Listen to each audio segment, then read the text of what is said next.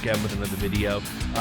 This one I wanted to get out as quickly as I could, and it might be chronological jumbled up with all the other stuff that's going on that I wanted to talk about. But the Counter-Strike Players Association's been announced, and I wanted to get some reactions out about that and put some thoughts out there. And it's just a watershed moment in esports history, honestly. It's something that I never thought I would see while I was involved in esports, although I probably should have known better because Sir Scoots was the driving force behind it. And he's a tenacious little terrier if you don't know him. It's just a great day. I got a very good positive feeling about it. We'll get into why. There always seemed to be something in the way with these associations, unions, whatever you wanted to call them, that were designed to protect player rights. There always seemed to be something in the way, typically the developers, but organizations. It always kind of felt that there was always, and sometimes player laziness, that's been a factor. I wrote an article over at VP Esports talking about it with the League of Legends Player Association that got announced. Basically, the players weren't really engaged to drive this forward. But before we get into all of that, just a little bit of history about how the CSPPA, that's the Counter-Strike Professional Players Association, came about. So here it is. This is going back in time. Xyp9x creates Danish Player Union, and Xyp9x is a well-known, obviously, a player in the scene, somebody that everyone's got a lot of respect for, and plays for Astralis, currently the best team in the world. Back in 2017, he basically sat down and with two lawyers slash agents, indeed, a guy called Mads Oland, who is the director of the Football Players Association in Denmark, and said, listen, we need these protections here in esports. And all right, full disclosure, because I'm me and I'm naturally cynical about everything, I did wonder if this was like some weird refresh play because, we got sent, I think everybody's seen them now, but there was those leaked Skype logs of Nicola Nyholm, the guy behind Refresh, wanting to start a player union and kind of felt almost like a means to control rather than anything genuine. But when this was announced, I pushed it down. I pushed those cynical thoughts down and assumed that it would be as good as its word. And certainly I looked at the people involved, and they had huge kind of pedigree, and they were legitimate people, never been involved in anything sort of questionable. And I thought this was a great first step. I didn't know where it was, going to end up, whether it would stay in Denmark or not. But what it seems has happened is that it's actually kind of folded in to this Players Association that Scoots was working on. So I'll just bring up the HLTV news part for that. Now, just before I read you this, I'll tell you a little anecdote that I don't think anybody really knows about. I had a go at creating my own player association. I thought that I could get it off the ground. I put a lot of time into it. My vision, it was going to be the EPA. Eventually, it was going to expand to all esports. It was just the Esports Players Association. I had logos made. Might have been putting the cart before the horse a little bit, but I was going to focus on Counter-Strike to begin with, and this is before Scoots was even involved. I knew he'd represented a few players with contract negotiations, but he hadn't formalized his sort of entry into it. I would have said Scoots was a fine choice had he done that, and I would have said, here's some fucking logos for you, mate, free of charge, you go do it. But anyway, to cut a long story short, I talked to a lot of pros. They basically told me that what they had as a union was a fucking Skype group, like basically a group chat where they would sort of discuss what they wanted to collectively bargain for with their teams, typically towards tournament organizers. And it was, it was standard stuff: better hotel rooms, practice areas, better flights, have a day to recover, whatever it was. It was all about kind of quality of life stuff. And it was there was a few political issues there. I mean, the pros won't mind. I'm not talking out of school, not naming any names, but there were some people that were kind of pushed out a little bit because, there was some old beefs from previous teams. It wasn't inclusive. If I remember rightly, a guy I got a lot of respect from Dota, PPD, kind of consulted on it because he'd been representing Dota 2 players. And I went to them and I said, look, if I put something in place and basically built it so if you subscribed to this association, the money that went in the pot plus some money I was going to get from venture capitalists, I actually talked to a bunch of sort of benevolent figures in the scene that wanted to basically drop like 100 grand, 200 grand, $500,000 into a bank account and then basically sign off saying I had full rights to use that money for the benefit and furtherment of the Players Association. And what we were going to do was obviously use that because the sub money wasn't going to be enough to cover legal fees or contract negotiations or accountancy fees, whatever the players needed service wise. We were going to take it initially out of that till we started generating enough revenue to be self-sustaining. Anyway, I picked out a couple of guys because one thing I will say, and I'll come to this as a mild critique, I hope people forgive me, but I felt you couldn't have an active player kind of making decisions for other players.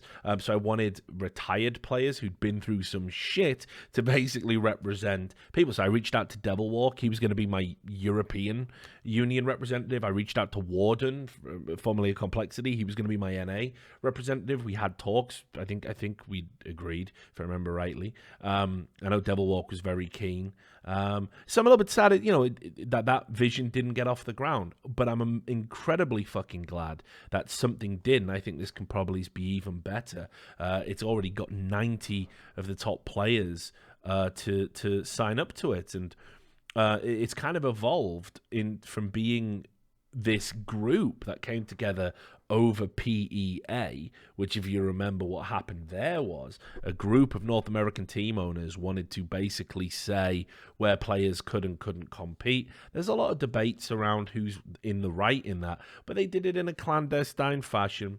They didn't consult the players, their wishes or wills, and they were doing it they were saying, hey, you don't play in ESL this season or any seasons, and you play in this league that hasn't been invented yet, and we promise you'll make more money. And that was all presided by Jason Katz. It was a fucking mess. And again, if you lose a PR battle to ESL, you're doing something wrong. So anyway, that it started there. That was where the kernel of it was born. It was, how do players articulate what they're upset about? How do they get their voice out there without it being the kind of sniping on Twitter, opening yourself up to non-disparagement clauses in your contracts, things like this. So it grew from that, and I think what's amazing is now it's connected with this Danish Elite Athletes Association that Zipnik's made, and they've kind of come together. So they've connected the Danish scene with some Europeans to all the North American high-level pros, Brazilians. You can see here that the founding board is Zipnik's, Taco, Tarek, Elige, Nothing, Chris J, and MBK. I can think of no finer professionals to kind of represent this getting off the ground. I mean, they're just all immensely fantastic pros, and credits to the game across the board. And crucially, people with experience, people who've been around a while, people who've, even in Elige's case, played in other esports, people that know the ins and outs and the pitfalls that pro players can face, and people with huge influence and social media reach, and, we'll say it, intelligence.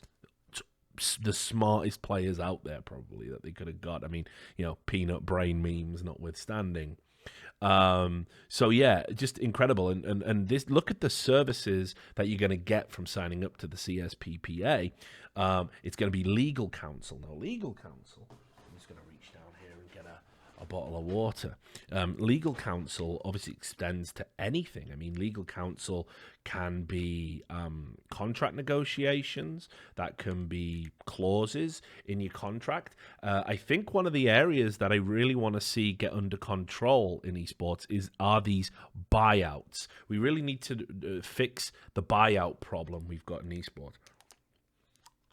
And I think the CSPPA is actually going to be instrumental in that, especially because it's a matter very close to MBK's heart right now, as we've seen reported, where, phenomenal sized buyout for him. But here's what I mean by that. The buyout problem for me is one of the most pressing facing pros right now, and that's because look, you sign a 2-year, 3-year contract. A lot of these agents out there now are negotiating these long contracts, which I think are bad ideas. I've never advocated for long contracts. I think in esports it's such an ephemeral industry; things can change. I think locking yourself into 3 years is insane. Even 2 years makes no sense. I think if you want to do right by yourself as a player, you should re-up every 12 months. And what the player thinks is, but if I sign for 2 years, I've got the guaranteed salary for 2 years. They can't do anything about it. Well, actually, generally, all the cards are held by the org. If the org files for bankruptcy, you're not getting your fucking salary. I mean, that's just obvious, rule number one. But more importantly, they can drop you from the team. You see, the contracts have got to work. They need refining, because you can get dropped from the team, not played. You still make the salary, but you don't play ever. And then you get hit with a bunch of fucking secondary streaming obligations where you've just got to stream all the time. You don't get to practice. You don't get to play in teams. And you're like, wait, I want to compete because I'm a fucking pro player. Well, you can't. And generally, a lot of the time, these buyouts, it's pretty much at the whim of the organization. They'll be like, well, we paid him this amount of salary and we think he's good in current market and this player went for this. We'll just do a fucked up algebra equation we've made up. $800,000, please. And it's like, well, hang on. This player's only got... This player's only got fucking 6 months left on his contract.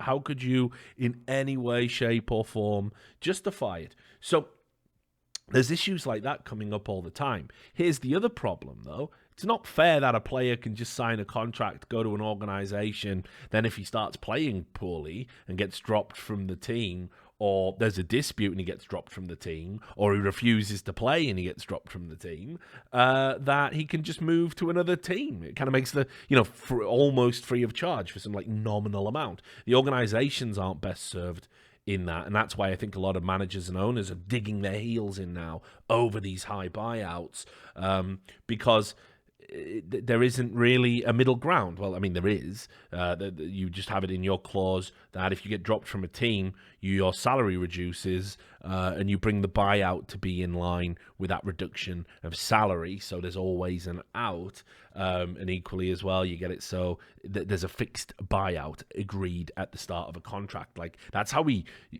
were doing it. I mean, Stewie 2K went from Splice for like $20,000 or something. Like it was nothing. Like,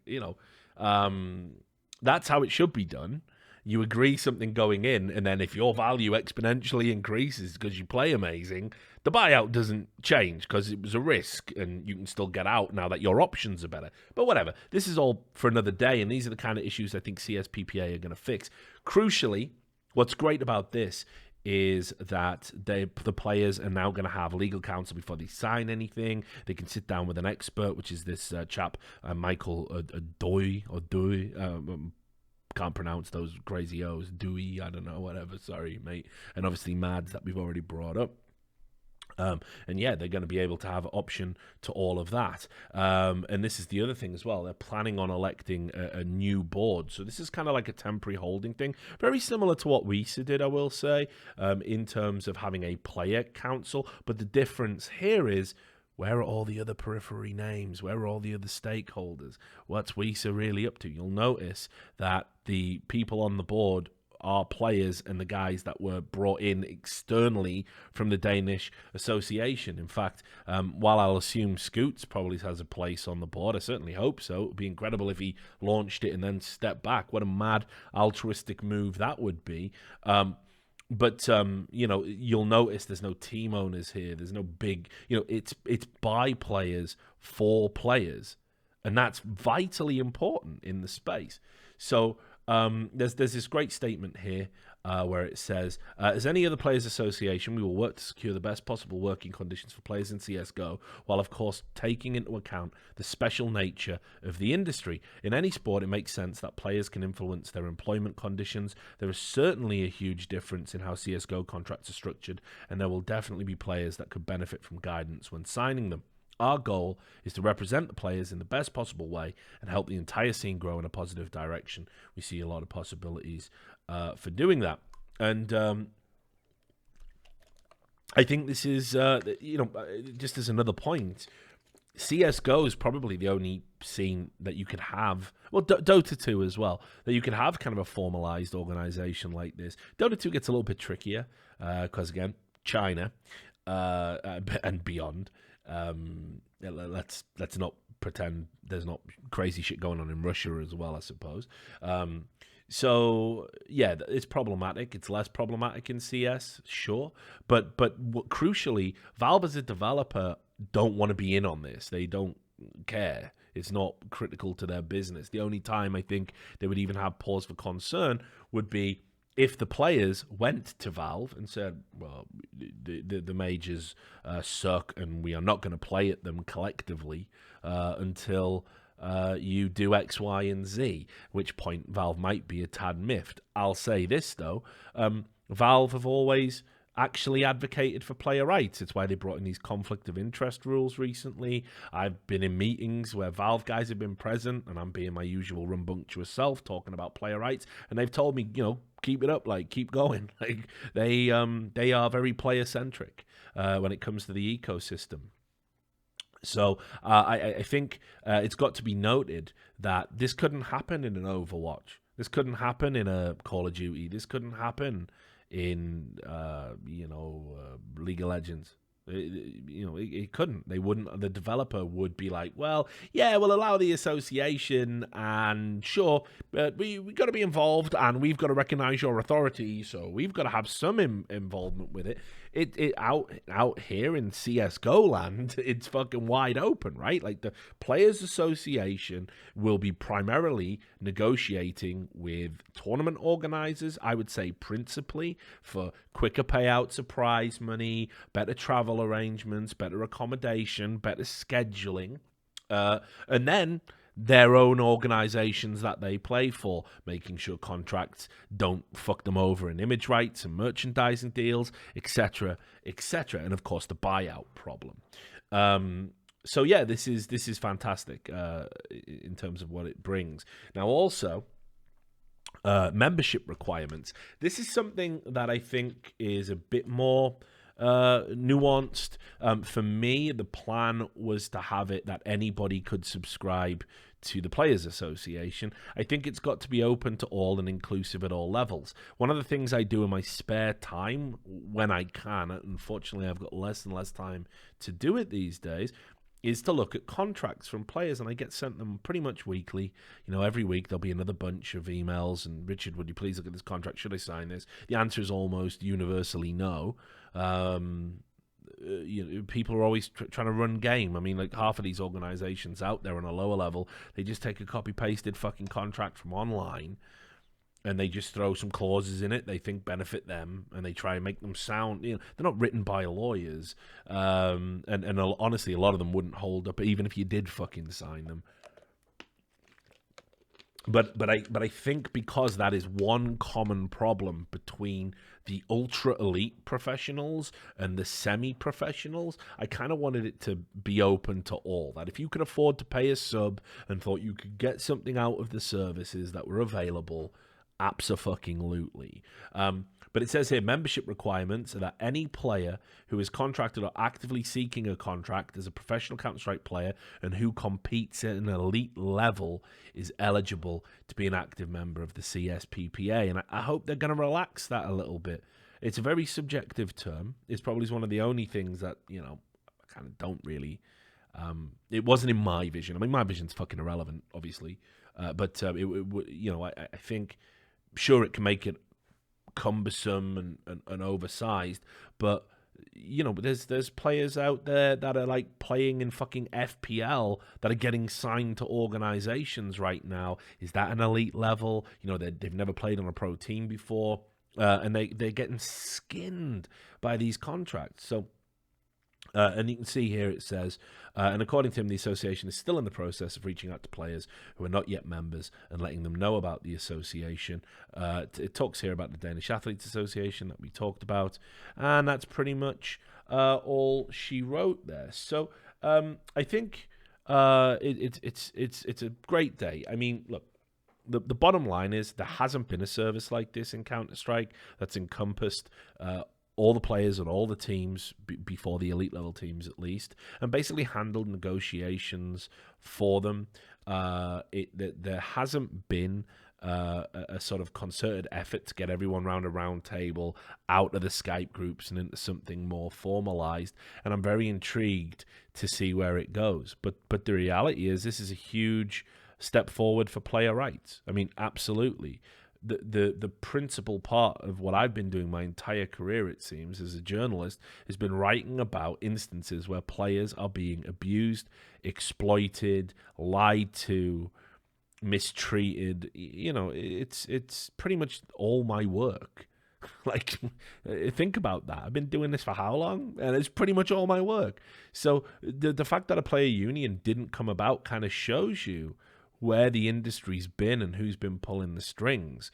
Now we're in a position where, yeah, sure, there's going to be some teething problems. I have no doubt about it. Be interesting to see what happens first time we hit a need for a strike action, which, you know, and what would prompt that, right? For me, and I've said this, if a tournament is late with payments, you know, and you go in and they agree to pay you within 60 days or 30 days or whatever it is, and they are late, you do not attend their next event. You shouldn't.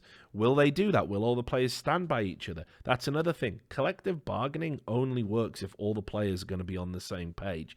How much collective bargaining is this organization going to be doing? Is this more of an individual service? One service it didn't mention in there, but I'm pretty sure they'll be able to offer is accounting. Players from all over the world, especially in NA. One of the big problems that, like, it's a ticking time bomb, it's there, is tax and people not paying their taxes and not filing their taxes, especially, like I say, in League of Legends. You know, am I in this weird gray area where I'm employed by, but I'm not employed, I'm a contractor. That's a fucking nightmare. So there's a lot here, a lot for the association to do, a lot that it can achieve, but again, I certainly hope this doesn't fizzle out. I certainly hope this isn't some sort of wishy-washy, let's just say it's there, let's just do it kind of exercise, because this is a genuine, this is a landmark moment. I mean, undoubtedly in the history of esports, this is a landmark moment in the history of esports, not just Counter-Strike, the whole fucking thing. This is the Players Association that I consider to be the one that's going to be the model that people should follow. So I just hope they don't kind of fall into any of the traps and pitfalls along the way. So anyway, those are some initial thoughts on it. I can't wait to maybe write a more formalized article when I've had a bit more time. I'm kind of just, you know, reacting to it right now. But just great work for everyone involved. Super proud of the players for coming together and doing this. And whatever people want to say about me, you know, I think the body of work I've done, and not the players know this, even when I'm arguing with players or calling the players shit on fucking by the numbers or whatever, it doesn't matter. Like, if you hit me up and you're in a bad situation, I'll fucking sort you out, you know, as best as I can. And if you've got a story to tell, I'll always tell it. But I'm hoping I'm going to be doing less of that now. So, because the Players Association is there to fight the battles. So yes, a great day. I will toast it with some water. Yeah, just awesome. And congrats to Scoots and, of course, my Danish brothers.